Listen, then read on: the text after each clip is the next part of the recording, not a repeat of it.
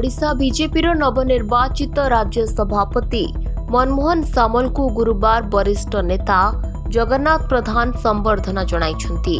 जगन्नाथ निज समर्थकों सह भुवनेश्वर स्थित दलर राज्य कार्यालय को जाई सामल को अभिनंदन और शुभेच्छा जणाइथिले। एही अवसर में से मनमोहन सामल को पुष्पगुच्छ उत्तरीय दे संबर्धना देथिले।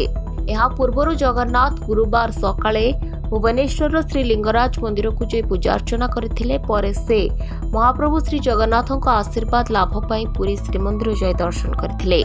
ପୁରୀ ଯାତ୍ରା ମଧ୍ୟରେ ପିପିଲିରେ ଦଳୀୟ କର୍ମୀମାନେ ତାଙ୍କୁ ଭବ୍ୟ ସ୍ୱାଗତ ଓ ସମ୍ବର୍ଦ୍ଧନା ଦେଇଥିଲେ। ଏହି ସମ୍ବର୍ଦ୍ଧନା ପାଇଁ ଜଗନ୍ନାଥ କୃତଜ୍ଞତା ଜଣାଇ କହିଛନ୍ତି, ମୁଁ ଦଳୀୟ କର୍ମୀଙ୍କର ଏହି ଆନ୍ତରିକ ସ୍ୱାଗତ ପାଇଁ ହୃଦୟରୁ କୃତଜ୍ଞ। ତେବେ मनमोहन सामल नेतृत्व में बीजेपी 2024 निर्वाचन में ओडिशा रे ऐतिहासिक विजय हासिल करी सरकार गठन करिछि। चतुर्थ थर पर राज्य सभापति भाव में निर्वाचित होइतिबा सामल को दलीय नेता और कर्मी माने विभिन्न माध्यम रे शुभेच्छा जणाइछन्ति।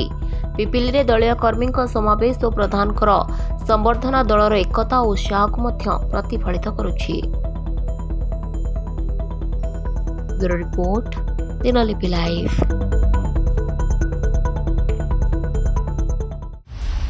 दिनलिपि लाइव को एबे ही लाइक शेयर सब्सक्राइब करंतु।